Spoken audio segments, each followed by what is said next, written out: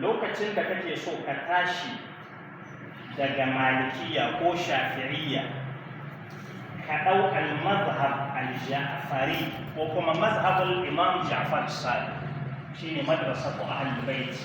Dole kana bukatar ne hankali da shari'a yana hukunta maka ka karanci al-mazhabul ja'fari, ka tsaya kai mata karatun tanisu ka santa uku,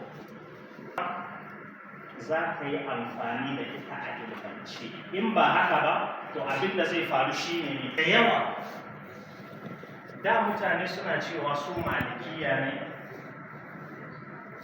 to saboda dalilai da yawa sai suka ga cewa to bari su tashi yanzu sun fahimci abin da ake ce ma madrasatu ahlul bait. An gane yan uwa, ko kuma al-ja'fariyya ko al-Ja'far Sadiq, sai ba a tsaya aka karance ta ba da kyau.